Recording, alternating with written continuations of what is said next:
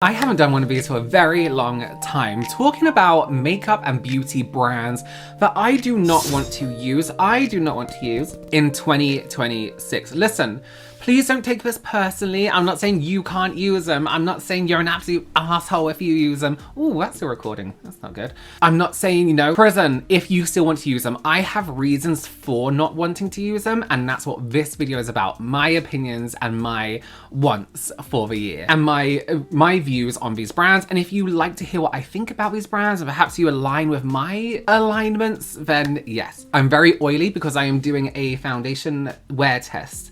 And we are in, what are we in? Oh, not 2 hours in yet. And it's holding up well. I'm just a bit shiny. Okay, you can watch that down below. It's the L'Oreal, what's it called? Skin Ink. I was just testing it because everyone made such a big fuss about it, so I just want to see what the deal was. Before we get into it today, please subscribe if you haven't already. Give this video a thumbs up. If you like my reaction content, if you love my more talky content, then please go ahead and subscribe to my reaction and commentary channel, RobertMUA. I'll link it down below for you, where we look at anything happening across the internet in general and get my thoughts and reactions to it. Let's talk about Glam. I get asked to speak about these products very often.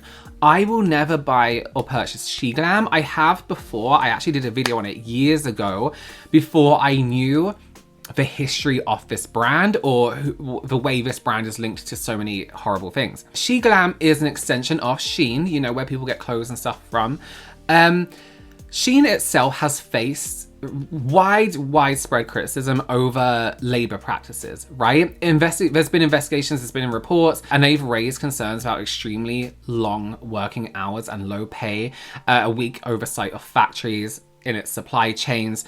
In the past, Shein has acknowledged that child labor was found among some suppliers, which damaged public trust. It damaged my trust. There was a whole investigation that was done here in the UK from one of our TV channels that did an investigation into it. And so that doesn't mean that Shein have their own factory where they are enforcing child labor. They have different suppliers from everywhere, from different factories, from different, so it goes down different suppliers.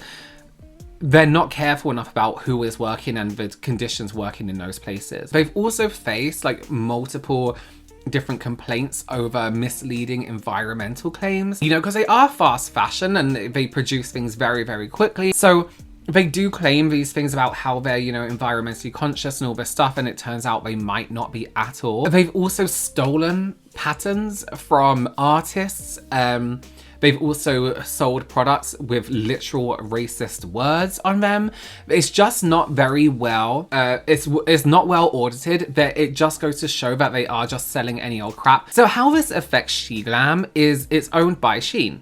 And that connection is, a big enough reason for me, because that money goes towards funding whatever it is they're doing. Although it's a separate product category, it's brand association. Some people choose not to support any brand tied to a parent company whose values they disagree with, regardless of how affordable or trendy the products are. Second, there are transparency and safety concerns, right? So while Glam products are generally legal to sell and widely used, some people have pointed out that ingredient transparency and manufacturing details can be harder to verify compared to more established beauty brands. So for products used directly on the skin and near the eyes, this lack of clarity does concern me. It kind of makes me a bit uncomfortable. So it's just not overall a brand that I trust, that I would like to feel like I'm funding. You know what I mean? Now, listen, not all brands are perfect, but they seem to be messing up quite often. I am aware that some people may not have a choice other than to buy from more affordable places, and that's absolutely understandable. But there are places that are super affordable that aren't Glam. Next up is Be Perfect Cosmetics. This is a brand that I really did support quite a lot throughout the years. I love some of their palettes, their carnival palettes were absolutely incredible. And I love their formulas in general. I just think they did a really great job. They opened some stores, some physical stores, I think only in Ireland. It wasn't, I don't know if it was in the rest of the UK. And the brands that they chose to sell wasn't a great choice. The main one being James Charles's brand, Painted, which baffles me to this day. Why brands choose to align themselves with him, right? He's gonna have friends and people like that who maybe believe his innocence, who maybe all this kind of stuff. There are claims, and you know the situation. The guy has been allegedly speaking to underage children. So why are you aligning yourself with that brand owner? You know what I mean? It takes a decision from more than one person involved in the beauty world to decide to sell this brand, to decide to make these decisions. So a group of you got together. You're telling me you had no idea what was going on, even though it was like one of the biggest scandals in the beauty influencer world, and you have no idea, and even if you do, you're still gonna sell his product? It comes to a point where your reputation should mean more than the money. You know what I mean? And he is one influencer that it really does confuse me as to why people are okay aligning themselves with him as a brand. You know what I mean? Like, I find it really, really strange. I think they did eventually drop him, but again, it wasn't a case of, oh, oopsie. You know what I mean? It was a case of like, you know the deal. You know the deal. And then it took people to be vocally outraged at you to do something about it. I just think that was very strange. Oh, so although Be Perfect, their own brand themselves, I like a lot. I wouldn't choose to purchase or fund them with my money anymore. The next brand is one I'm very disappointed about. This is Isoclean. So Isoclean, I've been using for years and years and years. Even before I was content creating, I use them in my kit professionally. They're a brush sanitizing company. I use their stuff for like cleaning my palettes, not my eyeshadow palettes, like my actual palettes. This isn't one I use. I have metal palettes in my kit. Sanitizing things like that. If I'm doing the top of a pencil and sharpening and then clean again. Cleaning brushes. Maybe I need to use the same brush on the same client and I'm cleaning my brush quickly. It's very good at cleaning brushes. I use it to clean my own brushes. I use it myself. Fast drying, it was so good. A situation happened, which is all very alleged, right? So a summary of what seems to be the drama around Isoclean is it went pretty viral based on a video clip that happened on TikTok, right? The video that was circling online shows allegedly the CEO of Isoclean physically dragging a woman through an office and forcefully removing her, while also aggressively yelling. The clip has been shared widely, especially on platforms like YouTube and Instagram. We didn't know the whole story behind it, really. I think a few things came out. I was outraged at the brand at this anyway. I don't think that's how you treat anyone. You call the police. Maybe if they had a knife and they were threatening you, then take some action, you know what I mean? And it did gain a bit of backlash, right? People reacting to the video have accused the brand and its leadership of unprofessional, abusive and possibly violent behavior, leading to widespread criticism. That's just what people are claiming happened in the thing. There wasn't really much visual proof. The company did make a response acknowledging the controversy, calling attention to how the videos have been shared and addressing the situation. Though the exact wording is hard to confirm and it appears to be more a general statement rather than a detailed legal or PR response. The issue with me, I mean, that put me off the brand anyway. What upset me a little bit more, and this is all my own opinion and absolutely not fact, and it's my own suspicions, and if I'm suspicious about something, I'm just not gonna go there. I did see a number of content creators and smaller content creators talk about this situation. It would appear to me, I believe, not fact at all, that Isoclean, in my opinion, had possibly made a certain legal threat to some of these smaller content creators and made them read out statements, which just puts an extremely bad taste in my mouth and gives me the vibe of like, let's fix and cover up and get our story out there as much as we can. In my eyes, if you were kind of innocent about this, perhaps you would reach out to the content creator and explain the situation a little bit more, politely ask that the video being removed, rather than legal action straight away.